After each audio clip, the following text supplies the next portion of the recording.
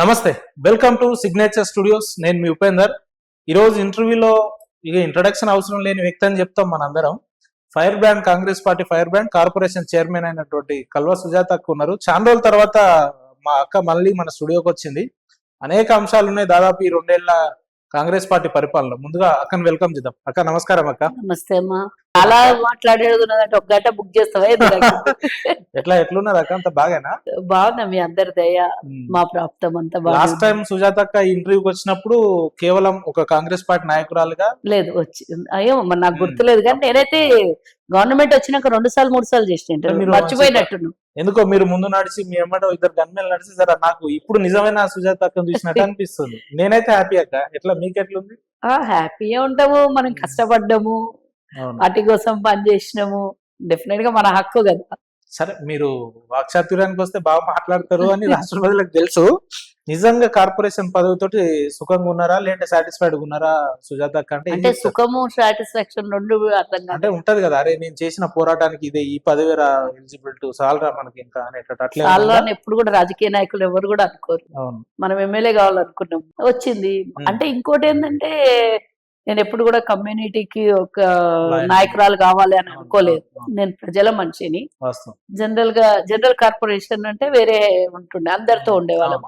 కమ్యూనిటీకి పరిమితం కావాలి. ఒక హ్యాపీనెస్ ఏంటంటే ఫస్ట్ చైర్పర్సన్ కొత్త కార్పొరేషన్ కి వైశాస్ కి చరిత్రలో ఎప్పుడు మిగిలిపోయి ఉండేది. ఎవరైనా నా తర్వాత వస్తూనే ఉంటారు. ప్రభుత్వాలు ఉన్నన్ని రోజులు వస్తూనే ఉంటారు. But who is the founder అని అన్నప్పుడు నా పేరే ఉంటది. కాబట్టి డెఫినెట్ గా చరిత్రలో మొట్టమొదటి తప్పకుండా నేను నా వరకైతే నేను న్యాయం చేస్తున్నా తప్పకుండా. ఎందుకంటే ఊరికే ఇంతవరకు అయితే ఏ కమ్యూనిటీకి అయినా సరే ఏదైనా ఒక సమస్య ఉన్నది అని అంటే ఇండివిజువల్ గా నా కమ్యూనిటీకి ఏదైనా ఉన్నది అంటే నాకో ప్లాట్ఫామ్ ఉంది, నా హక్కు ఉన్నది, అక్కడ పోయి మాట్లాడగలను, నాకు హక్కుల గురించి చెప్పుకోగలను అనేది ఒక వైశ్యులకు ఒక కాన్ఫిడెన్స్ లెవెల్ పెరిగింది. నువ్వు ప్రభుత్వం ఇచ్చే డబ్బుతోనే ఒక కాన్ఫిడెన్స్ కాదు, అన్ని రకాల సమస్యలు మంచి చెడులు ఏదన్నా అధికారికంగా ప్రభుత్వం దగ్గర మనం ఏమన్నా విన్నవించుకోవాలి, ప్రభుత్వం తరఫున మన సైడ్ నుంచి మనం ఒక్కళ్ళు అడగాలి అనుకున్న ఒక ప్లాట్ఫామ్ ఉన్నది అనేది చాలా మంది చాలా హ్యాపీగా ఉన్నారు. అంటే ఫండ్స్ వస్తూ ఉంటాయి, ప్రభుత్వంలో ఉన్నటువంటి ఇబ్బందుల వల్ల కాస్త ఫండ్స్ కి ఆలస్యం అటు ఇటు అవుతుంది. కానీ ఒక ప్లాట్ఫామ్ క్రియేట్ అయింది, మాకంటూ ఒక ప్లాట్ఫామ్ క్రియేట్ అయిందని చాలా మంది. లేని ప్లాట్ఫామ్ ఇప్పుడు వచ్చిందంటే గొప్ప విషయం. డెఫినెట్ కదా, అది మనం పోరాడినాం. ఇంకోటి ఈ కార్పొరేషన్ కోసం మేము 10 ఏళ్ళు కొట్లాడినాం. వైశ్య కార్పొరేషన్ కోసం ధర్నాలు చేసినాం, దీక్షలు చేసినాము, టిఆర్ఎస్ భవన్ ని ముట్టడి చేసినాం, పాదయాత్రలు చేసినాము, అన్ని చేసినాము. మా మీద ఇప్పటిదాకా కేసులు ఇంకా తిరుగుతూనే ఉన్నాం. సో నేను చైర్మన్ అయినా అదే కార్పొరేషన్ కి చైర్మన్ అయినా, కొట్లాడినా అదే కార్పొరేషన్ చైర్మన్ అయినా. అఫ్సోస్ ఏంటంటే ఆ కార్పొరేషన్ కోసం కొట్లాడి ఇంకా కేసుల చుట్టూ తిరుగుతున్నా. పర్వాలేదు, మనమంతా ఒక జీవితంలో ఒక చరిత్రను సృష్టించగలిగినాము, మొట్టమొదటి చైర్మన్ గా కాగలిగినాము. ఇవన్నీ నా పర్సనల్ క్రెడిట్స్. బట్ నా కమ్యూనిటీకి ఒక ప్లాట్ఫామ్ క్రియేట్ అయింది. అంటే ఏదన్నా ఇప్పుడు ఒక చిన్న సమస్య వచ్చింది అనుకో, అందరి దగ్గరికి ఇప్పుడు ఒక ఎమ్మెల్యే ఉన్నాడు, కాన్స్టిట్యున్సీ వరకే పరిమితం, అందరి సమస్యలు చెప్పుకోగలుగుతారు. కానీ నా పర్సనల్ సమస్యని ఆ కాన్స్టిట్యున్సీ ఎమ్మెల్యేనో మంత్రినో ముఖ్యమంత్రి దగ్గరికి వెళ్ళేంత వరకు నా సమస్యని డైరెక్ట్ గా వేయగలరు అనేవాళ్ళు వ్యక్తి అనేది ఒక ఇంపార్టెంట్ కదా. ఆ ప్లాట్ఫామ్ క్రియేట్ అయింది అనేది ఒక హ్యాపీనెస్. వస్తారు. నేను నాకు సపరేట్ గా అందరి దగ్గర నా పర్సనల్ నంబరే ఉంటది. ఒకవేళ అన్ఫార్చునేట్లీ నేను బిజీగా ఉండి ఫోన్ లిఫ్ట్ చేయకపోయినా నీలాంటి వాళ్ళతో నేను ప్రెస్ మీట్ లోనో మీడియాలో ఉన్నప్పుడు కూడా తర్వాత చూసుకొని అయినా తప్పకుండా నేను ఫోన్ కాల్స్ చేస్తాను. నాకు నేను ఈరోజు చైర్మన్ అయినా అని గొప్పలు చెప్పుకోవడం వద్దు. రేపు పొద్దున కామన్ మ్యాన్నే కదా, నేను కూడా కామన్ ఉమెన్నే. మళ్ళీ అందరిలోకి వెళ్ళినప్పుడు నువ్వు ఆ రోజు నాతో మాట్లాడలేదు అనేది క్వశ్చన్ రావద్దు. నేను సామాన్య పౌరాలుగా ఉన్నప్పుడు నాకు కూడా ఏదన్నా సమస్య వచ్చినప్పుడు ఎవరైనా వినకపోయినప్పుడు నా ఫీలింగ్ ఎంత వచ్చిండే, నేను ఎంత హర్ట్ అయి ఉంటా, నాకు ఆ సమస్య అలాంటి ఫీలింగ్ నాకు ఉంటుంది. కాబట్టి డెఫినెట్ గా అందరికి రెస్పాండ్ అవుతా. మిస్డ్ కాల్స్ 100 మిస్డ్ కాల్స్ ఉన్నా చూసుకొని మళ్ళీ రిటర్న్ కాల్ చేస్తా. ఎందుకంటే ఎవరు ఏ ఆపత్తం చేసిండ్రో, ఎవరు ఏ ఇష్యూ కోసం ఫోన్ చేసిండ్రో, ఊరికే టైం పాస్ కోసం ఇప్పుడు ఎవరిదే టైం లేదు పాస్ చేయడం కోసం. సో అందుకని అందరితోని కలిసి ఎందుకుంటా అంటే పదవులు వస్తుంటాయి పోతుంటాయి, కానీ మనుషులం శాశ్వతం కదా. మనం మనం ఏ విధంగా ఉన్నాము అనేది రేపు పొద్దున చెప్పుకోవాలి. అట్లా ఉండాలి అనుకుంటా నేను. మీరు కామన్ చాలా మ్యాన్ లాగా మారిపోయినట్టు ఉండాలి. అనిపిస్తుంది నాకు. ఎందుకంటే ఎట్లా అధికారం రాగానే బాగా ఉందాతనం పెరిగిపోతుందేమో అని అనుకున్నా. ఇంకా నువ్వు అనుకున్నావా? గతం కంటే ఇంకా బాగా మాట్లాడుతున్నారు మీరు. నేనే ఆశ్చర్యపోతున్నా. నేను ఎప్పుడు ఇట్లే ఉంటా. ఆ గర్వం అనేది మీ దగ్గర ఎందుకు ఒంటికి గర్వం రాలేదు. ఎందుకు? ఏమో మూడాల అంటే కొందరు ఏది ఉంటారు కదా. కూడా శాశ్వతం కాదు. ఉమ్. ఇందాకనే చెప్పిన ఏది శాశ్వతం అవును. కాదు. చైర్మన్ కాదు, ముఖ్యమంత్రి కాదు, ఏ పదవులు కూడా శాశ్వతం కాదు. ఉమ్. కానీ నీకు నాకు రిలేషన్ అయితే అవును. కనబడ్డప్పుడు సుజాతక్క చూసిన ఆ రోజు అవును. 10 ఉన్న రోజు ఉమ్. ఎంత అహంకారం చూపించింది. ఈ రోజు నేను కనబడితే ఆమె పిలిచి మాట్లాడుతుంది ఉమ్. అనే పరిస్థితికి పదవి పోయినాక నువ్వు అనుకోవద్దు కదా. ఉమ్. అంటే అదే కామన్ రేపు భవిష్యత్తులో రెగ్యులర్ ఎమ్మెల్యే అయినా ఇట్లనే ఉంటారా? మళ్ళీ అక్కడ ఎప్పటికైనా కూడా ఏముంటది.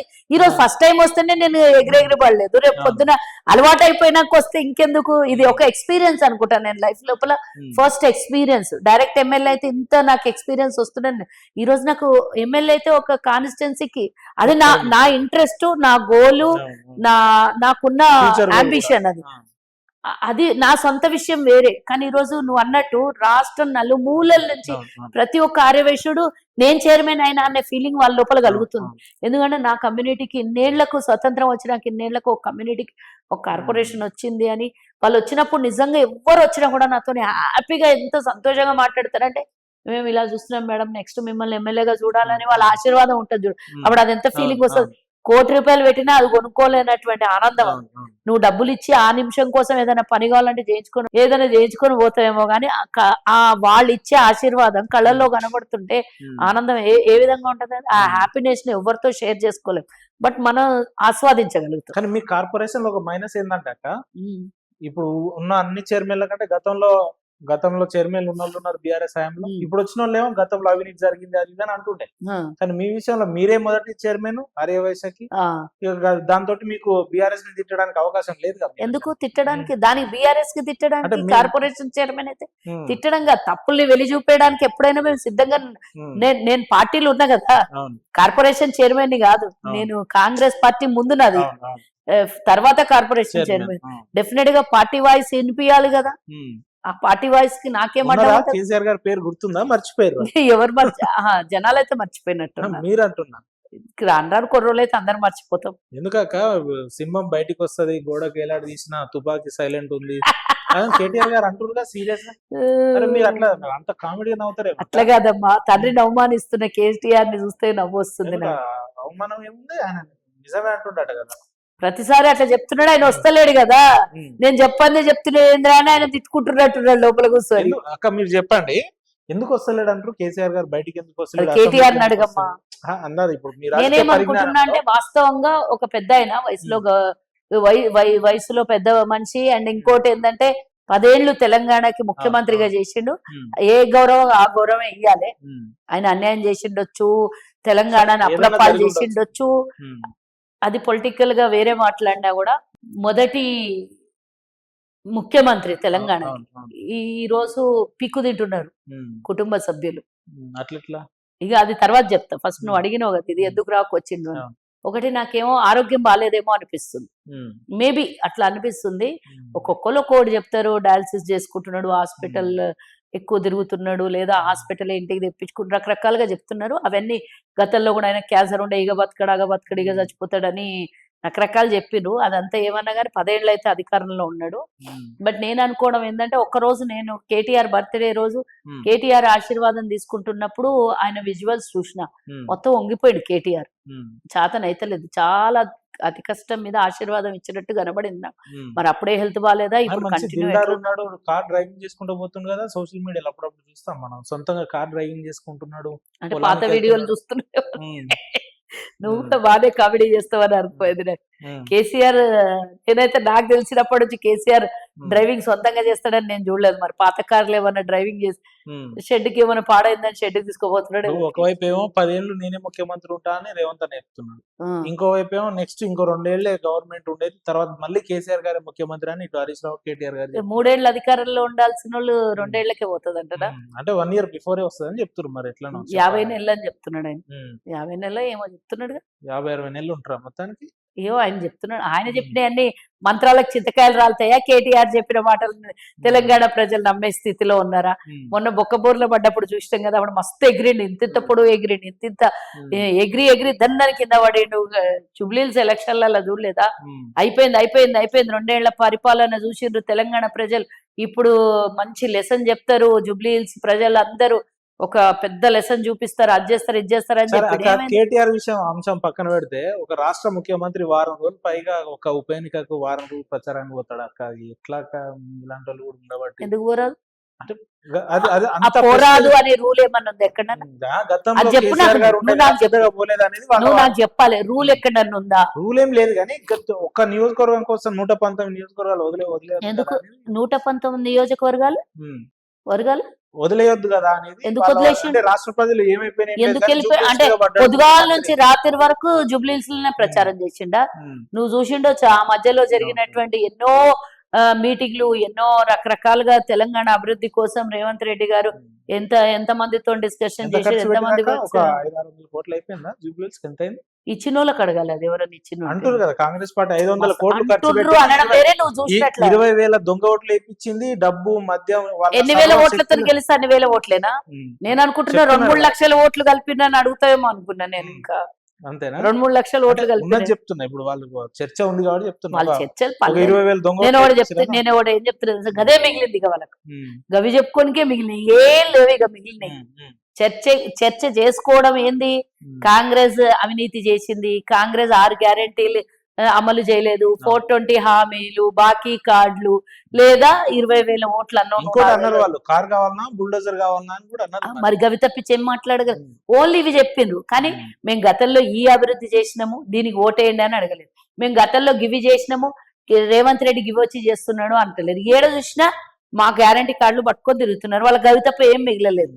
ఇంకేమన్నా మీరు అనుకున్నారా కాంగ్రెస్ పార్టీ గెలుస్తా జూబ్లీహిల్స్? అసలు జూబ్లీహిల్స్ జనరల్ ఎలక్షన్ నేను నా ఇంటర్వ్యూస్ అంటే చూడను, నా ఇంటర్వ్యూస్ గానీ, నా మీడియా బయట్లు గానీ, నా డిబేట్స్ కానీ చూడును. బిఫోర్ ఎలక్షన్ 2 months ముందు, ఎలక్షన్ వచ్చింది అని మాగంటి గోపీనాథ్ చనిపోయిన తర్వాత ఎలక్షన్ డిక్లేర్ అయిన మరుక్షణం నుంచి నా వీడియోస్ ఎక్కడున్నా నువ్వు చూడు.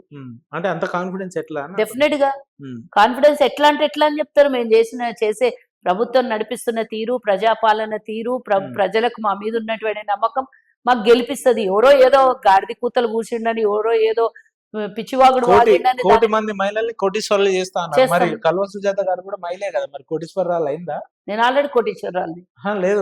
రేవంత్ అన్న ఏమన్నా అడిషనల్ ఇంకో కోటి ఏమైనా ఇచ్చి పేదవాళ్ళని అందరినీ కలిపి పేదవాళ్ళని అందరినీ కూడా కోటీశ్వరులాగా చూడాలి అని అనుకున్నాను. కోట్లు లేని వాళ్ళకి కోటీశ్వరులు చేయాలి అనుకున్నాను. అందరినీ నేను కాదని నేను అంటాను. మరి నిన్న మొన్న ఏదో బంగారం, వడ్డానం, నెక్లెస్, హారం అన్ని పెట్టుకుని మరి నువ్వే అంటున్నావు. మరి కోటీశ్వరాలా అని అడుగుతున్నావు. నా కొడుకు పెళ్లికి ఎవరైనా మీ ఇంట్లో పెళ్లి అయితే మీరు సొమ్ములు వేసుకోరా? మీ ఇంట్లో ఆడవాళ్ళు వేసుకుంటారు కదా.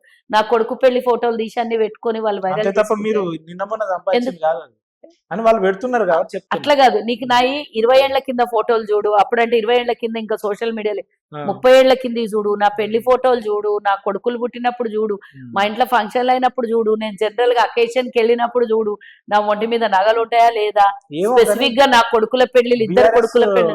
సోషల్ మీడియా మాత్రం మీ మీద ఇట్లా నిఘా పెట్టున్నది. పర్వాలేదు ఎవరు పెడితే. కల్వ సుజాత అనేది ఒక గ్లాస్ లాంటి ట్రాన్స్పరెంట్ వ్యక్తి.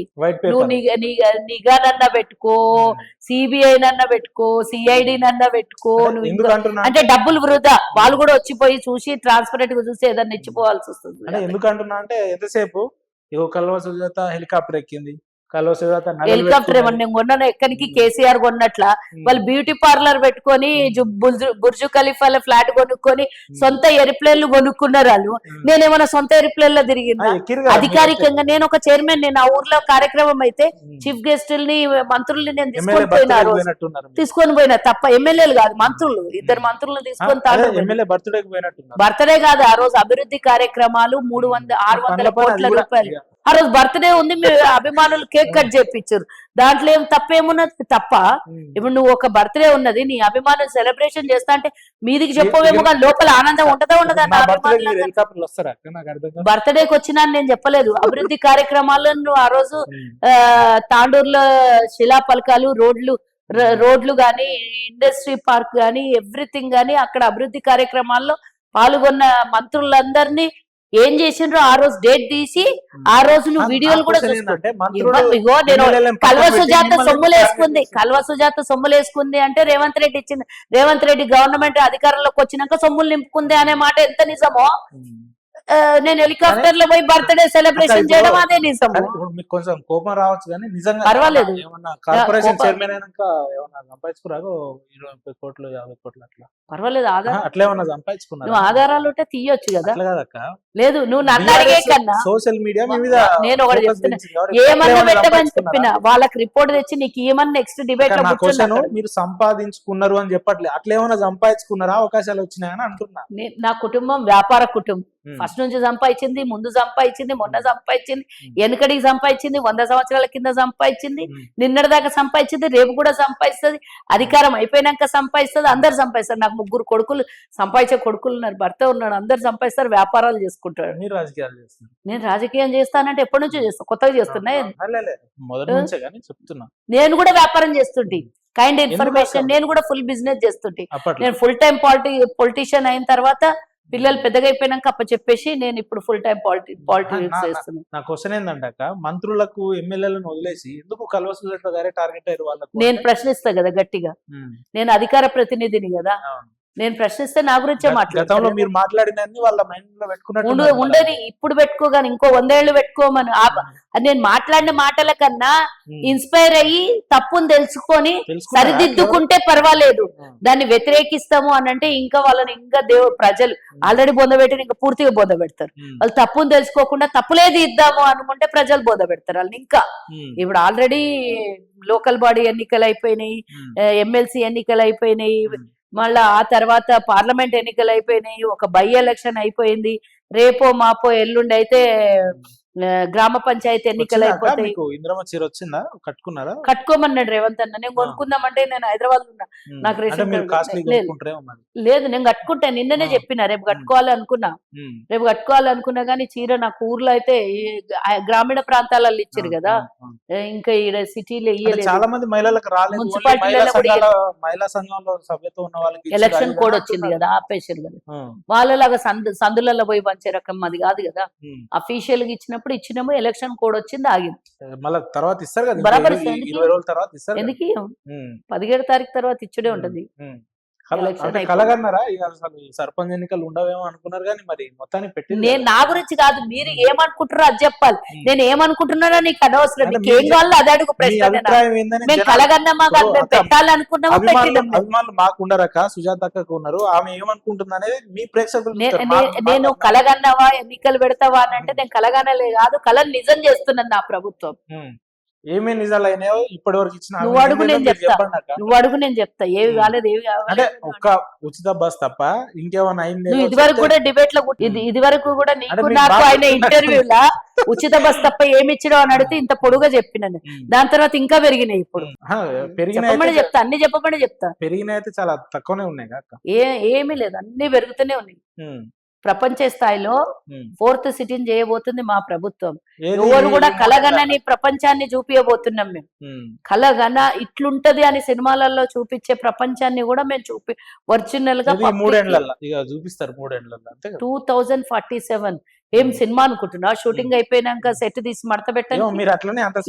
నేను సినిమాలో చూసి మాత్రమే నా వర్షన్ మొత్తం సినిమాలో చూసి కలగనే కన్నా ఒరిజినల్ గా మా రేవంత్ రెడ్డి గారు హైదరాబాద్ సిటీ 100 ఏళ్ల కోసం ప్రయత్నం చేస్తున్నారు, తాపత్రయం పడుతున్నారు. అన్ని విధాల 24 గంటలలో 16 గంటల నుంచి 18 గంటలు మా ముఖ్యమంత్రి గారు డే 1 నుంచి మా ముఖ్యమంత్రి పదవి ప్రమాణ స్వీకారం చేసిన తర్వాత ఇంతవరకు ఒక్కరోజు కూడా రెస్ట్ తీసుకొని ముఖ్యమంత్రి ఎవరైనా ఉన్నారంటే సిర్ఫ్ రేవంత్ రెడ్డి. ఒక్క రోజు కూడా రెస్ట్ తీసుకోలే కానీ 60-70 సార్లు ఢిల్లీకి వచ్చినట్టున్నారు. ఎందుకు పోరు? బరాబర్ పోతారు. మన కేంద్ర ప్రభుత్వమే ఢిల్లీలో ఉంటది, ప్రతిదీ అడగడానికి అడిగే పోవాలి కదా. నేను ఇడికెళ్ళి ఫోన్ కొడతా అంటే వాళ్ళు ఇయ్యారు కదా, మా ప్రభుత్వం కాదు కదా. ఈడుండి మా ప్రభుత్వం ఢిల్లీలో ఉంటే ఫోన్ కొడితే మా రాష్ట్ర అభివృద్ధికి నిధుల్ని కేటాయించండి అని అంటే వాళ్ళు కేటాయిస్తారు. ఈ రోజు కేంద్ర ప్రభుత్వం ప్రతి మనిషికి గడగాలి.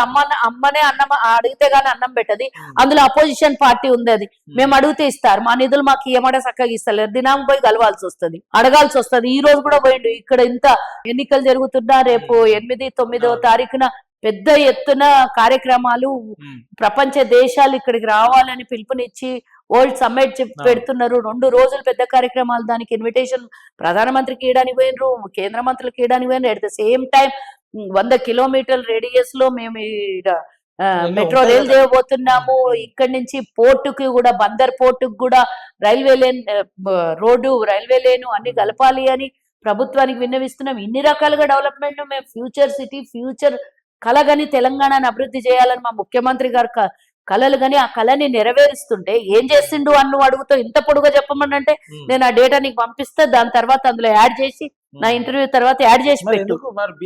వాళ్ళకి నేను ఇందాక ఏం చెప్పిన ఎందుకు అనకు ఆల్రెడీ ఒక్కసారి చెప్పేసిన వాళ్ళ గురించి. వాళ్ళకి మిగిలిందల్లా వ్యతిరేకించడము, మిగిలిందల్లా పట్టుకొని తిరగడం. అయ్యో లేకపోతే వాళ్ళ పార్టీ ఉనికి కోల్పోదు. పార్టీని బతికించుకోవాలంటే ఏదన్నా ఒకటి తిట్టాలి, ఏదన్నా ఒకటి ఓలరాలి. గంతకు మించి ఏం చేస్తారు?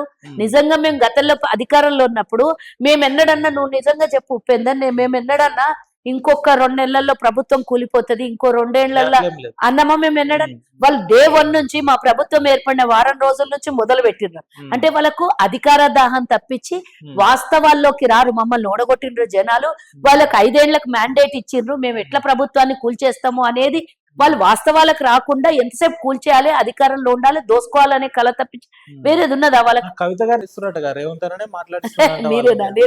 మీరంటే కాంగ్రెస్ పార్టీ అన్నారు. అంటే మేము అన్నం పెడితే అన్నం తింటది, గడ్డి పెడితే గడ్డి తింటది కవిత. వాళ్ళిద్దరు సరే రేవంత్ అన్న కవిత గారు అంటా అన్నావు నువ్వు, నీకు తెలియదు అనమాట. బిజినెస్ పార్ట్నర్ అది ఎప్పుడెప్పుడో 1 నెల రోజులు ఉండి వాళ్ళ పార్ట్నర్షిప్ నుంచి విడిపోయిన పత్రాలు కూడా రేవంత్ రెడ్డి ప్రతిపక్షాలు ఉన్నప్పుడే చూపించారు. అరిగిపోయిన గ్రామ్ ఫోన్ రికార్డ్ లాగా గదే పట్టుకుని ఎన్నిసార్లు. కొత్తగా ఏమన్నా ఉంటే మాట్లాడు ఉపేందర్, పాత స్టోరీ వద్దు. మీరు ఛానల్ తర్వాత వచ్చారు కదా అని అట్లా చాలా ఇది చెప్పినాం మనం ఎన్నోసార్లు మాట్లాడుకునే మాట కాకుండా కొత్తది అడుగు. నేను చెప్తాను, కవితతో మేం మాట్లాడిచ్చే కన్నా కవిత వాస్తవాలు తండ్రి మాట్లాడిస్తున్నాడేమో, వీళ్ళందరినీ ఎలిమినేట్ చేసి మళ్ళా బిడ్డకి బీఆర్ఎస్ అప్పచెప్పాలని చూస్తున్నాడేమో అని ఇట్లెందుకు ఆలోచన చేస్తలేరు మీరు? నేను ఒక్క నిమిషం ఉండు, ఇట్లెందుకు ఆలోచన చేస్తలేరు? ఎందుకు ఆలోచిస్తలేరు? కేటీఆర్ ని ఇప్పుడు కేసీఆర్ బయటికి వెళ్తలేడు, కేటీఆర్ ని సస్పెండ్ చేస్తే పార్టీ బతుకుతుంది ఇంకా పూరా? కవిత ఆడపిల్ల మీద ఏదో సానుభూతి వస్తుంది అనే ఉత్సాహంతో వాళ్ళు చేసి ఉంటారు. ఇదంతా వాస్తవానికి కేసీఆర్ తెలియకుండా జరుగుతుంది. ఏదన్నా సొంత బిడ్డకి ఎవరైనా సస్పెండ్ చేస్తారా? ఆ సస్పెండ్ అనేది నాటకం, సస్పెండ్ అనేది బూటకం. నేను అనుకోవడం నా సొంతంగా, నేను ఎవరో చెప్పిన మాటలు కాదు, నేను ఊహించుకుంటున్నది ఏంటంటే తండ్రి బిడ్డ వేరు కాదు. ఆ తండ్రి ఇప్పుడు ఆమె హరీష్ రావు మీద మాట్లాడుతున్నది, సంతోష్ రావు మీద. ఇప్పుడు సంతోష్ రావు మీద తగ్గించింది పూర్తిగా హరీష్ రావు మీదే మాట్లాడుతున్నది. హరీష్ రావు మీద మాట్లాడుతుంది. అప్పుడప్పుడు కూడా ఇండైరెక్ట్లీ కేటీఆర్ మీద కూడా కౌంటర్లు ఇస్తున్నది. బట్ అది వాస్తవాలకి దూరంగా భవిష్యత్తులో. నేనేమంటున్నా అంటే ఇదంతా వీళ్ళ మీద కరప్షన్ మరకబడ్డది కాబట్టి వీళ్ళందరినీ దూరం చేసినాము అని చెప్పి కవితని ఎక్స్పోజర్ గా చేసి రేపు పొద్దున కవితను నడిపించే ఆ పార్టీకి కవితను నడిపియాలి అని ముందర పెడతాడేమో కేసీఆర్ అనేది నాకు ఎక్కడో కొడుతుంది. ఇదంతా అంటే కేటీఆర్ మీద ఎలిగేషన్స్ వస్తున్నాయి, కేటీఆర్ రేపు మాపు అరెస్ట్ అవుతాడు అని. ఆల్రెడీ కవిత బెయిల్ మీద ఉన్నది, ఆమెకు మళ్ళీ ఒకసారి అరెస్ట్ చేసే అవకాశాలు ఉండవు కాబట్టి నడిపించుకొని పోతారు, మేనేజ్ చేస్తారు. నేను అనుకుంటున్నా, ఊహించుకుంటున్నా, నాకు అనిపిస్తుంది అట్లా. అంటే ఎందుకంటే ఇప్పుడు ఇన్ని మాట్లాడినా వాళ్ళు ఎందుకు యాక్షన్ తీసుకుంటలేరు ఆమె మీద చెప్పు? ఏమంటలేరు, దానికి రిటర్న్ కౌంటర్ ఇస్తలేడు కేటీఆర్, ఇస్తలేడు. నువ్వు ఎవరి మీద అంటున్నావు? కాళేశ్వరంలో 700 కోట్లు ఆడ ఫామ్ హౌస్ కట్టుకున్నాడు, ఇడిట్ చేసిండంటే కేసీఆర్ తెలియకుండా అయ్యిందా అని జనాలు అనుకుంటారు. నువ్వు ఎందుకు అంటున్నావు ఇట్లా అని చెప్పి వాళ్ళు ఎవరన్నా ఒక్కళ్ళైనా కౌంటర్ ఇస్తున్నారా? ఫ్యామిలీ మెంబర్స్ అంతెందుకు హరీష్ రావు ఇస్తున్నాడు ఆమెకు రిటర్న్ కౌంటర్? ఎవరెందుకు ఇస్తలేరు? అంటే ఇదంతా ఇంటర్నల్ గా అంత ప్లానింగ్ చేసుకునే బయటికి వెళ్ళినట్లు కనబడుతుంది. అంత ఇప్పుడు వాళ్ళ మీద పూర్తిగా ఇంత వ్యతిరేకించినా వాళ్ళు ఒక్క మాట అంటలేరు. ఈమె ఏ భయం లేకుండా బయట తిరుగుతున్నది అని అంటే ఇంటెన్షన్లీ గోయింగ్ ఆన్ అనిపిస్తుంది తప్పించి ఇక్కడ ఎక్కడ కూడా ఎవరో వాళ్ళే కావాలని సృష్టించి రేవంత్ రెడ్డి వేసిన బాణము లేకపోతే ఇంకొకరు వేసిన ఏ బాణాలు లేవు. అన్ని బాణాలు వాళ్ళ అరలోనే ఉన్నాయి. ఆమె వేస్తే ఇట్లా బయటకు వచ్చింది. ఆమెను నిలబెట్టించి బయట ఏదో మళ్ళీ ఇప్పుడు బీఆర్ఎస్ కి అయితే బతుకు లేదు కాబట్టి ఆమె మరో జయలలిత అయితే డెఫినెట్ గా లేదు, అయిపోయినట్టే అది. అంటే కవిత రూపంలో మళ్ళా ఇంకా వాళ్ళు బతకాలి అని చూస్తున్నట్టు ఉన్నారు. ఏదైతే మా కొంపిడిచి పెట్టిపోకుండా కాపాడుకోవాలి రాజకీయాన్ని అని అనుకొని జయలలిత రూపంలోనో ఇంకో రూపంలోనో ఆమె కనబడుతుంది.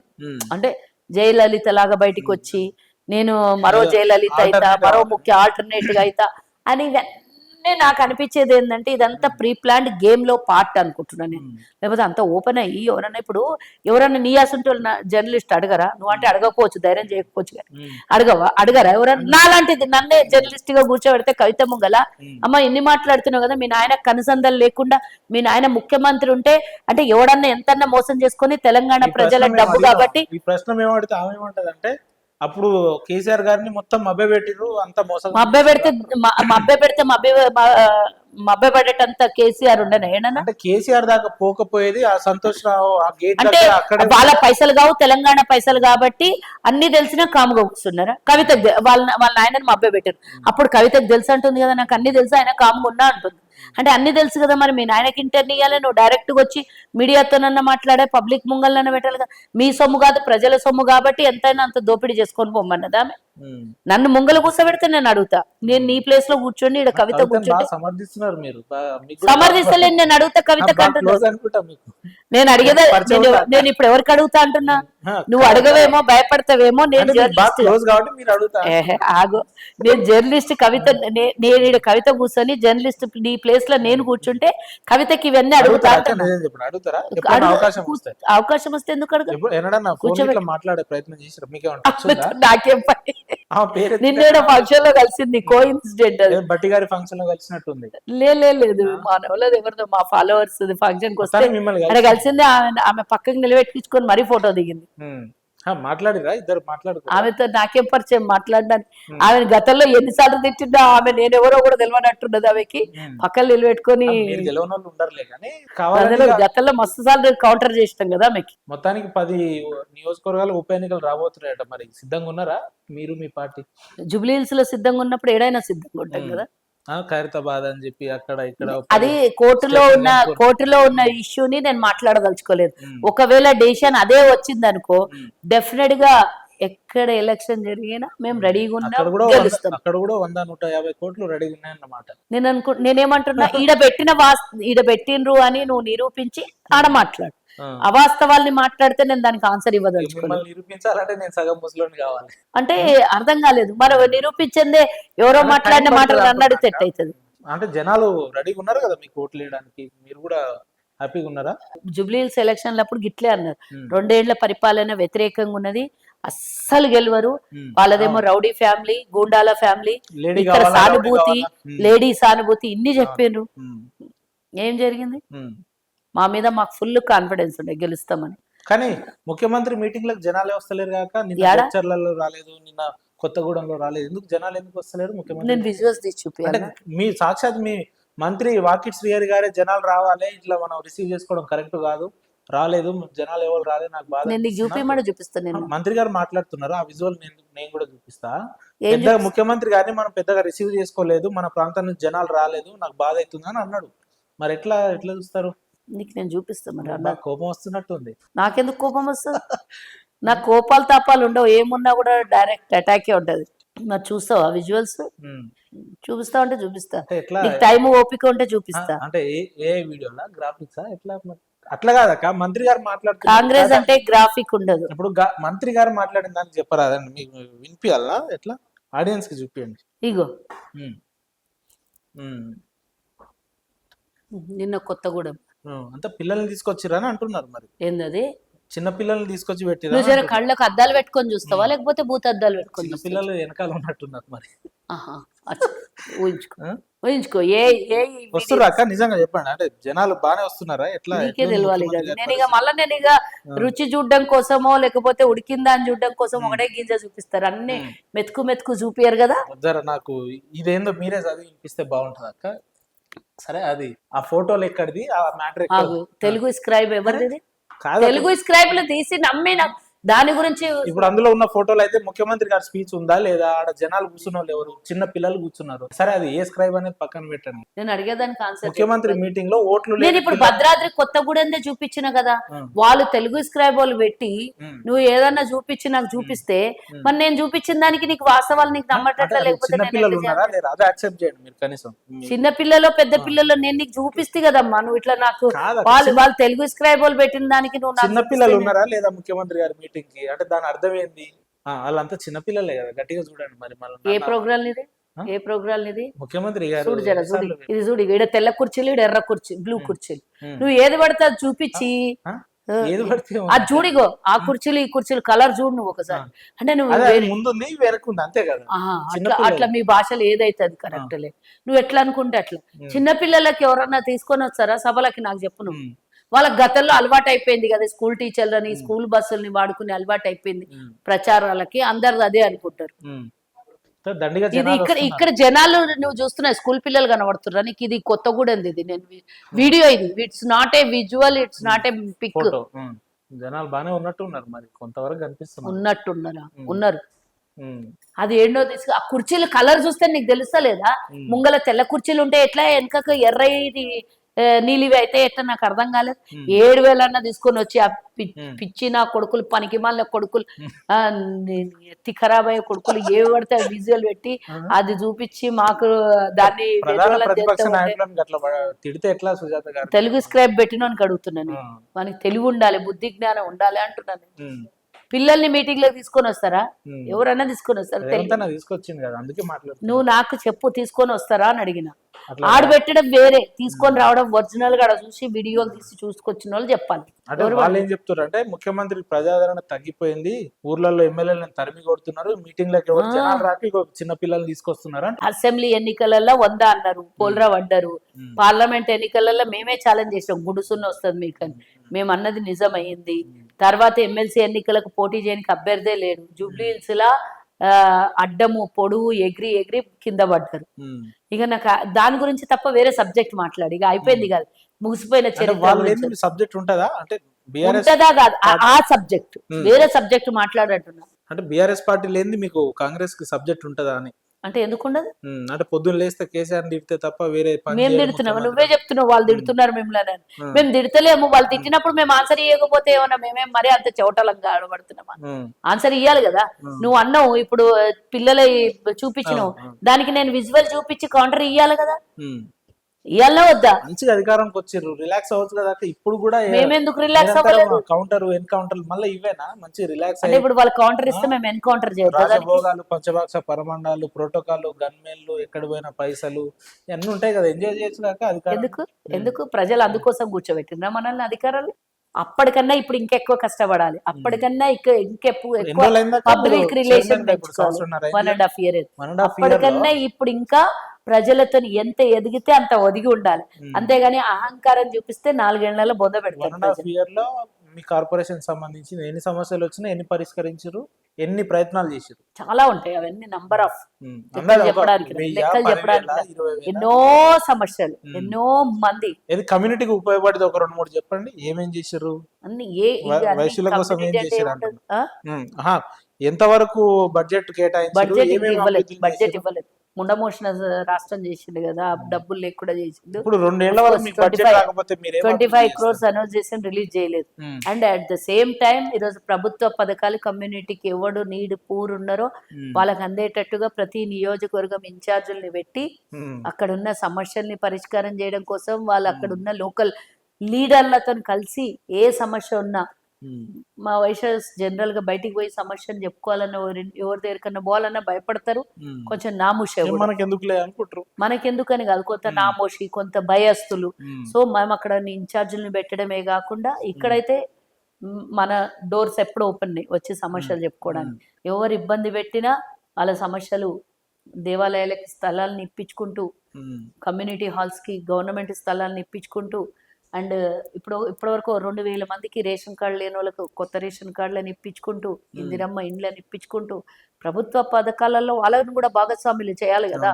మరి ఇది ఒక ప్లాట్ఫామ్ ఉంది కాబట్టి వాళ్ళకు ఎవరి దగ్గర పోయి అడగాలి, ఎక్కడ అడగాలి అని తెలియనటువంటి వాళ్ళని ప్రతి నియోజకం ఎమ్మెల్యేలతో మేము టచ్ లో ఉంటూ, ఇన్ఛార్జీలతో టచ్ లో ఉంటూ ప్రభుత్వ పథకాలన్నిట్లో భాగస్వామ్యం చేస్తున్నాం. అది కూడా పెద్ద అచీవ్మెంటే కదా. నీకు ఇల్లు లేదు, ఎంతమందికి ఇప్పటిదాకా లేదంటే 100 మందికి ఇండ్ల పట్టాల గురించి ఇండ్ల గురించి రాయించినాం. ఇప్పుడు శాంక్షన్ అయ్యేటప్పుడు అందరికి వస్తాయి, మోస్ట్లీ వస్తాయి. 100 మంది అన్నా సామాన్యం కాదు కదా. ఇంకా నేను ఎక్కువ ఉంటాయి కానీ ఎగ్జాంపుల్ చెప్తున్నా. 2,000 మందికి రేషన్ కార్డులు ఇప్పియడం అని అంటే సామాన్య విషయం కాదు కదా. నా కార్పొరేషన్ ద్వారా ఇప్పియడం అంటే అలాగే సీఎం రిలీఫ్ ఫండ్స్, ఎవరి హాస్పిటల్ ఉన్నా వాళ్ళ డిస్కౌంట్స్ కానీ, మనం ఒక చైర్ మీద ఉన్నాం, ఆ చైర్కి పూర్తి స్థాయిలో న్యాయం చేయాలి. బాధ్యతలు ఉన్నాయి. ఇప్పుడు ప్రభుత్వం ఇచ్చిన డబ్బులు 25 కోట్లు ఒక్క రోజులో ఖర్చు పెట్టొచ్చు, కానీ ఇవన్నీ చేసే వాళ్ళు చాలా చాలా తక్కువ కదా. ఇవన్నీ చేసే వాళ్ళు కావాలి కదా. 25 కోట్లు ఒక్క రోజులో ఖర్చు పెట్టొచ్చు, ఒక గంటలో కూడా టకా టకా టకా అఫీషియల్ గా కొట్టి పడేయచ్చు ఈ అభివృద్ధి కింద ఈ అభివృద్ధి కింద అని. కానీ ఇవన్నీ సమస్యలు, ఇవన్నీ మేజర్ సమస్యలు, గతంలో ఎవరి దగ్గర పోయి చెప్పుకోలేనట్టు సమస్యలు. భూమి కబ్జాలు పెట్టిండు ఎంతో మంది గత ప్రభుత్వంలో, మా ఓలే ఇండ్లు పక్కింటోడు కబ్జాలు పెట్టిండు. ఎన్నో రకాల సమస్యలు ఉంటాయి. అధికారులతో మాట్లాడుతున్నాం, కలెక్టర్లతో మాట్లాడుతున్నాం, కన్సల్ట్ ఎమ్మెల్యేతో మాట్లాడుతున్నాం. 100% లో 80% ప్రతి ఒక్క అధికారితో మాట్లాడుతున్నాం, ప్రతి ఒక్క ప్రభుత్వ నాయకులతో మాట్లాడుతున్నాం. తప్పకుండా నా బాధ్యత నేను గవర్నమెంట్ లో ఉన్నా లేకున్నా గతంలో కూడా నేను పాటుపడుతుండే, ఇప్పుడు కూడా వాళ్ళకున్న సమస్యల్ని పరిష్కారం చేయడం కోసం 100% నాకు చాతనైన నా పరిధిలో ఉండి అవతల చేయగలము. ప్రభుత్వము ఇది ఎలిజిబుల్ అన్న ప్రతి పనిని మనం చేయగలుగుతున్నాం. ఇప్పుడు సర్పంచుల టికెట్ల కోసం జనరల్ వచ్చిన చోట మా ఆర్యవేశ్లకి ఎన్నో చోట్ల కొట్లాడైనా పెట్టిస్తున్నాం. ఎట్లా మరి మా ఇన్ఛార్జీలు నియమించినాం దీనికోసమే స్పెసిఫిక్ గా. ఇప్పుడు మీ పదవి కాలం వెళ్ళిపోతే ఎట్లా మళ్ళా ప్రశ్నార్థకమేనా? మళ్ళీ నా తర్వాత ఇంకొకరు రారా అంటే అది ఆగదు కదా. నిరంతర ప్రక్రియ, నిరంతర ప్రక్రియ. నాకన్నా ఎక్కువ చేసే వాళ్ళు రావచ్చు, దాన్ని నేను చెప్పేది వినండి. నాకన్నా ఎక్కువ మంచి చేసే వాళ్ళు రావచ్చు, అది అదంతా నిర్ణయం గవర్నమెంట్ చూసుకుంటది, రేవంత్ అన్న చూసుకుంటాడు. నేను ఎప్పుడో చెప్పిన నాకు గోల్, నేను రాజకీయ నాయకురాలే కదా, నేను ఓన్లీ NGO సంస్థ కాదు కదా, నేను చెయ్యాలి, నా పరిమితి ఇంతే, నా పరిధి ఇంతే కాదు కదా. ప్రపంచం పెద్దది, రాజకీయం చాలా పెద్దది, ఎంత వచ్చినా ఆశకు అంతే ఉండదు కదా. కానీ ఒక పరిధి వరకు అయితే నేను రీచ్ అవ్వాలి అని కోరిక ఉండడంలో తప్పే లేదు. 100% రాసి పెట్టుకో. నువ్వు ఇందాక నువ్వు చెప్పినవన్నీ కరెక్ట్ గా చెప్తావు అని రాసి పెట్టుకో అంటున్నా. ఈ రోజు డేట్ లా, ఈ రోజు ఎంత, డిసెంబర్ 3వ తారీఖు 2025 రాసి పెట్టుకో. ఎప్పుడు ఎలక్షన్ నాకు తెలుసు, అది ఆ రోజు అడుగు చెప్తా ఎందుకు చెప్పిన ఎంత కాన్ఫిడెన్స్ గా. ఆ రోజు అడుగు చెప్తా. జ్యోతిష్యం చెప్పడానికి ఏమన్నా నేను జ్యోతిష్యురాలు? అరే మాకు తెలుసు కదా, మా పార్టీ మీద నమ్మకం ఉంది. 2023 నవంబర్ కన్నా ముందు నీతోనే నాకు మీ ఛానల్ అది వేరే, అది వేరే. నమ్మకం గురించి మాట్లాడు. 23 ఎలక్షన్ కు ముందు మీ దగ్గర 5 మంది ఎమ్మెల్యేలు ఉన్నారు, నువ్వు అధికారంలోకి వస్తావా అక్క అని అడిగినావు. నువ్వు ఒక రోజు గిడ కూర్చున్నావు. అటెట్ వస్తారు అక్క, మీకు ఏ నమ్మకం ఉందంటే రాసి పెట్టుకో, వస్తున్నాం అధికారంలోకి అన్నా. వచ్చినామా లేదా? నేను ఎప్పుడు కూడా నా ఇంటర్వ్యూస్ ఏవన్నా తీసి చూడు, మేము అధికారంలోకి వస్తున్నాం 23 ఎలక్షన్లు అని చెప్పినా లేదా? అయ్యింది బరాబర్ అంతే. అయింది. ఎట్లా వస్తారంటే చేసి చూపిస్తాం చూడు అన్నా, మాకు నమ్మకం ఉంది అన్న. ఇప్పుడు కూడా అదే నమ్మకం చెప్తున్నా. 10 ఏళ్లు పూర్తి పరిపాలన కాంగ్రెస్ ప్రభుత్వంది, రేవంత్ రెడ్డి ముఖ్యమంత్రి, రాసి పెట్టుకో. అంటే ఎందుకు చేయాలి మిమ్మల్ని మళ్ళీ అధికారంలోకి? ఎందుకు తీసుకురావాలి? ప్రజలే చెప్తారు. ప్రజలు ఇచ్చే మ్యాండేట్ ని చూద్దు గానీ 2 లక్షల ఉద్యోగాలు అన్నారు, ఏటా 2 లక్షలు, 75,000 ఉద్యోగాల్ని భర్తీ చేసినాం ఇప్పటిదాకా. నోటిఫికేషన్ వేస్తాము అంటేనే విద్యార్థులు ఆగండి ఆగండి అంటున్నారు. ఒకటి చదువుకొని ఎగ్జామ్ రాయకముందు ఇంకో నోటిఫికేషన్ వద్దని గోల చేస్తున్నారు. అప్పుడు ఏమని గోల చేసిండ్రు, ఇప్పుడు వద్దని గోల చేస్తున్నారు. ఖాళీ ఉన్న ప్రతి చోట నియామకం చేయాలనేదే మా ముఖ్యమంత్రి గారి ధ్యేయం. అవుట్ సోర్సింగ్ ఎన్ని నియమిస్తున్నారు, మహిళలకు ఎంతమందికి ఈ రోజు పెట్రోల్ బంకులే కానివ్వండి, రైస్ మిల్లులే కానివ్వండి, ఉపాధి ఎన్ని మంది ఉపాధి హామీలకు ఎంత మందికి అవకాశం కల్పిస్తున్నారు మహిళలకి. అంటే కనీసం వృద్ధులకు 2,000 నుంచి 4,000 ఇస్తా అన్నారు.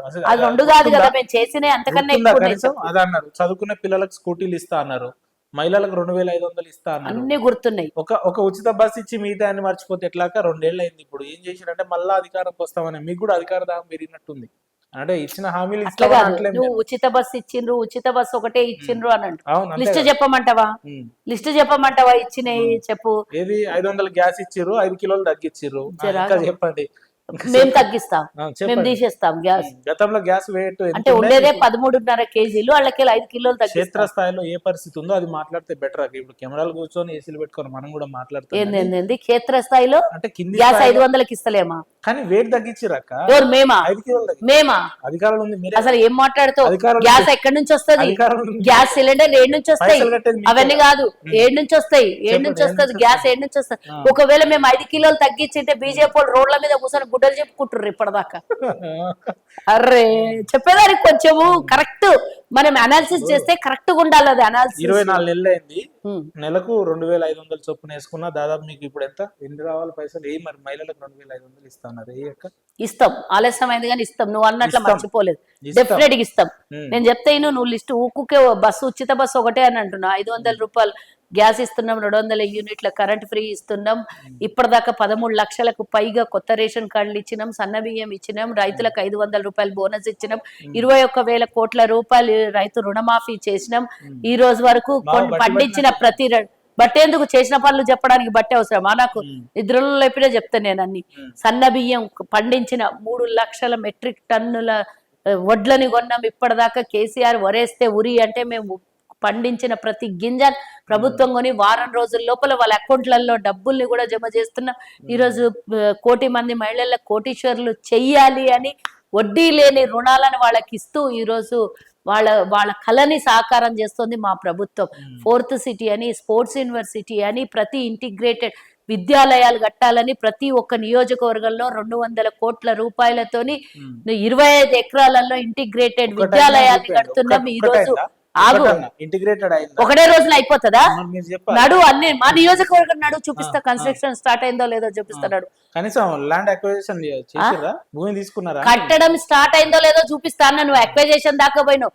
ప్రతి నియోజకవర్గంలో 3,500 ఇందిరమ్మ ఇండ్లను కడుతున్నాం. ఆల్రెడీ సగంకు పైగా ఇప్పటిదాకా హ్యాండ్ ఓవర్ చేయడం జరిగింది.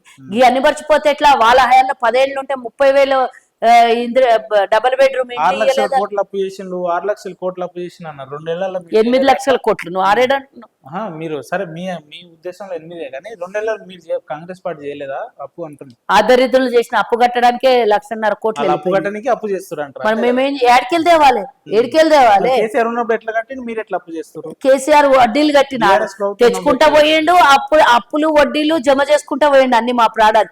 6,500 కోట్లు నెలకు వడ్డీ తీరుస్తున్నాం, అప్పు తీరుస్తున్నాం. ఆయన రాష్ట్రం అని అంటారు కదా, ఆదాయాన్ని పెంచి ఏడున్న చూపియాలి, చూపియాలి. ఆదాయం ఏడున్న చూపియాలి. కాళేశ్వరం నుంచి ఆదాయం వచ్చిందో చూపియాలి. లేకపోతే ఇంకో దాని నుంచి వాళ్ళు ఇన్వెస్ట్ చేసిన ఈ 8 లక్షల కోట్లు ఎక్కడ ఇన్వెస్ట్ చేసారు? ఆ 8 లక్షల కోట్ల మీద ఏడు ఆదాయం వస్తుందో చూపియాలి. గతంలో 65 ఏళ్లు పరిపాలించిన ప్రభుత్వాలు 72,000 కోట్ల రూపాయలు కేవలం అప్పు పెడితే కేసీఆర్ 10 ఏళ్ల పరిపాలనలో 8,20,000 కోట్ల అప్పు పెట్టడం ఏంది? 17,000 కోట్ల రూపాయలు మిగులు బడ్జెట్ ఇస్తే కేసీఆర్ మైనస్ బడ్జెట్ ఇవ్వడం ఏంది? అప్పుడు ప్రభుత్వాలను నడిపించారు. 0 నుంచి మొదలు పెట్టిన భారతదేశము ఎన్నో ఇండస్ట్రీలు వచ్చినాయి, ఎన్నో మెడికల్ కాలేజీలు వచ్చినాయి, ఎన్నో రకరకాల అభివృద్ధి జరిగింది. గతంలో కేంద్రంలో కాంగ్రెస్ అధికారంలో మెడికల్ కాలేజ్ కొత్త కలెక్టరేట్ ఇక తెచ్చిండు లావుదీరి ఎన్నాడు. నాకు చూపి, నాకు మా జిల్లాలో ఏడుందో మెడికల్ కాలేజ్ చూపి, నాకు వికారాబాద్ జిల్లాలో నాకు చూపి అంటున్నా. మెడికల్ కాలేజ్ కట్టిరు, కలెక్టరేట్లు నాకు నేను మెడికల్ కలెక్టరేట్లు ప్రభుత్వ భూములలో ఒక బిల్డింగ్ కడితే అది కలెక్టరేట్ అవుతుందా? అసలు సిగ్గుండాలి 33 జిల్లాలు చేయడం ఏందో. ఒక్కొక్క నియోజకవర్గం ఒక్కొక్క కలెక్టరేట్, ఒక ఎస్పీ, ఒక కలెక్టర్. ఈ వ్యవస్థ మీద ఎంత ఖర్చు అవుతుందో అది చూసుకుంటుందా? సోయున్నదా? అసలు ఒక్క నియోజకవర్గం ఒక్కొక్క జిల్లా చేసిండు. సిగ్గుశరం ఉందా? చెప్పు, ఎంత వ్యవస్థ పాడైతుంది, ఎంత ఆర్థిక ఇబ్బందులు గురి అవుతున్నాం మనం. దానికి ఒక్కొక్క కలెక్టర్ కావాలి కదా, పరిపాలన సౌలభ్యం కోసమే కదా. సౌలభ్యం ఒక్కొక్క నియోజకవర్గం ఒక్కొక్క కలెక్టర్ ఉండాలా, ఒక ఎస్పీ ఉండాలా? చెప్పు నాకు. అంటే ఈజీ అయిపోతుంది కదా పరిపాలన. ఎందుకు మరి 119 కలెక్టరేట్లు పెడితే అయిపోయాయి కదా. ఇంకా డీలిమిటేషన్ ఇప్పుడు రాబోయే రోజుల్లో నియోజకవర్గం 153 పెట్టుకుందాం. అప్పుడు నువ్వు చెప్పినట్ల ఇంకా సౌలభ్యం ఉంటది. ఎందుకు ఒక్కొక్క ముఖ్యమంత్రిని చేద్దాం ఒక్కొక్క నియోజకవర్గం, బేఫికర్ అయిపోతుంది కదా. మొత్తం అమ్మేద్దాం, రాష్ట్రాన్ని అమ్మేసి ఈ పరిపాలనే చేసుకుంటూ కూర్చుందాం. ఏం మాట్లాడతారో ఏం చేస్తారో తెలియదు. గవర్నమెంట్ ఏర్పడిన 6 నెలలకేమో ఈ రేస్ లో అవినీతి జరిగింది, కేటీఆర్ లోపలికి వెళ్తాడు అన్నారు. కొన్ని రోజులకేమో కాళేశ్వరం స్కామ్ జరిగింది, లోపలికి. మా వరకు మేము ఎంత రిపోర్ట్ తయారు చేయాలి. నువ్వు అడిగిన ప్రశ్నలకు ఆన్సర్ చెప్పంగానే నేను చెప్పేస్తా, క్వశ్చన్ కి ఆన్సర్ చెప్తా. అన్ని మేము ఎంత రికార్డ్ తయారు చేయాలనో చేసినామో, ఎంతవరకు మా లిమిట్ ఉన్నదో మేము అంతవరకు పోయినాం. సిబిఐకి అప్పచెప్పుండి అని చాలా ఉత్సాహంతో ఎగిరిన బీజేపీ వాళ్ళని అడగాలి ఈ మాట. మీ చేతికిచ్చి 3 నెలలు ఏం చేస్తున్నారు, ఏం బిక్తున్నారు? ఇంతవరకు కేసీఆర్ అరెస్ట్ వారెంట్ రాదేంది, కేటీఆర్ అరెస్ట్ వారెంట్ రాదేంది, కాళేశ్వరం మీద కేసీఆర్, హరీష్ రావు, ఈ రేస్ మీద కేటీఆర్ కి ఎందుకు అరెస్ట్ వారెంట్ రాదు? ఈ రోజు బీఆర్ఎస్ వాళ్ళని మీరు అడగాలి, బీజేపీ వాళ్ళని మీరు అడగాలి. మమ్మల్ని అడిగితే మేమేం చెప్తాం? మా చేతిలో ఉన్న, మా పరిధిలో ఉన్నంత వరకు మేము ఆ కేసుని పూర్తిగా క్షుణ్ణంగా మేము తయారు చేసినాం, దాన్ని ఫైల్ తయారు చేసినాం. పిసి ఘోష్ కమిటీ నుంచి ఎగిరింది కదా, ఇంత పొడవు ఎగిరింది, మా చేతులు ఇచ్చినాకేమే. మహిళా నాయకురాలుగా మీరు ఎంత మాట్లాడొచ్చు కానీ ఎందుకు మహిళా నాయకురాలు అయితే నేను నాయకురాలని, మహిళా అని అవసరం లేదు, జెండర్ అవసరం లేదు, నేను రాజకీయ నాయకురాలు. అంటే మహిళలందరూ బీఆర్ఎస్ కాంగ్రెస్ ప్రభుత్వం మీద కోపంతో ఉన్నారు అనేది ఎక్కడ మహిళలకు ఏం సందేశం ఇస్తారు మీరు ఈ ఛానల్ వేదిక, ఏం చెప్తారు? మహిళా రాజ్యం ఈ రోజు తెలంగాణలో 1 కోటి మంది మహిళలని కోటీశ్వరులు చేస్తా అన్న ప్రభుత్వాలు గతంలో ఉన్నాయా? అన్నిటికన్నా ఇంపార్టెంట్, గతంలో వాళ్ళ వడ్డీ పైసలు కూడా దొబ్బేసిన కేసీఆర్, గ్రామ పంచాయతీల డబ్బుల్ని నొక్కేసిన కేసీఆర్, దారి మరలించాడు. నొక్కేయడం అంటే ఇటు దారి మరలించి అక్కడ నొక్కేయడం, అక్కడ ఇక్కడ నొక్కేయడం. ఈరోజు వాళ్ళు చేసిన అప్పుల్ని మేము కట్టుకుంటూ పోతున్నాం. ఫీజు రియంబర్స్మెంట్ డబ్బులు వాళ్ళు అప్పులు చేస్తే మేము కట్టుకుంటూ పోయినాం. గ్రామ పంచాయతీలకి కోట్లాది రూపాయలు అప్పులు చేస్తే మేము కట్టుకుంటూ పోయినాం. ఆ బిల్లులు పాస్ చేయక ఉరేసుకొని చచ్చిపోయినటువంటి సర్పంచ్లు ఎంతో మంది ఉన్నారు. ఆత్మహత్యలు చేసుకున్నారు, ఉరిలు వేసుకున్నారు, ఊర్లు ఇడిచిపెట్టి పారిపోయినరు, అప్పుల పాలై నష్టపోయినరు, ఊర్ల ప్రజలతోని తిట్లు తిన్నారు, ఎన్నో రకాలుగా ఇబ్బందులు పడితే మా ప్రభుత్వం వచ్చినాక ఇంతకు ముందు 6 నెలలు 3 నెలల కింద ఒక్కొక్కల 10 లక్షల బిల్లులు రిలీజ్ చేసుకుంటూ పోయినాం మేము. ఎవరు చేసిన పాపం ఇదంతా? ఎవరు పాపం ఎవరు గుడుస్తున్నారు? బీఆర్ఎస్ భవిష్యత్తు లేదంటారు. ఈ స్టోరీ నాక నీకు కూడా అర్థమైంది మొత్తం. లేదు ఇప్పుడు అర్థమైంది నీకు, మొత్తానికి నా వర్షంలోకి నువ్వు వచ్చినావు అని నాకు అర్థమైంది. ఇప్పుడు నాకు అర్థమైపోయింది ఏంటంటే, ఇప్పుడు నీకు హితబోధ అయ్యింది కాబట్టి నువ్వు నా వర్షంలోకి నువ్వు వచ్చినావు. ఇప్పుడు అట్లంటే మంచిదే, రైట్ అక్క. చివరగా స్థానిక సంస్థల ఎన్నికలను ఉద్దేశిస్తూ ఏం చెప్తారు అని అంటే, పూర్తి స్థాయిలో మెజారిటీ గ్రామ పంచాయతీలు కాంగ్రెస్ వశం కాబోతున్నాయి. తర్వాత గ్రామీణ ప్రాంతాల అభివృద్ధి పూర్తి స్థాయిలో మా ప్రభుత్వం చేపడుతుంది, చేస్తుంది. మంచి గ్రామీణ అభివృద్ధి చేస్తుంది. ఇంటిగ్రేటెడ్ విద్యాలయాలు ఒక్కొక్క నియోజకవర్గానికి ఒకటి గడుతున్నాం కాబట్టి అన్ని గ్రామ పంచాయతీలో ఉన్న పిల్లల్ని ఎక్కడో దూరం పంపేయలేక ఇబ్బంది పడి, ఇది ఒక ప్రైవేట్ స్కూల్ కన్నా అధునాతనమైనటువంటి స్కూళ్ళని మేము గడుతున్నాం.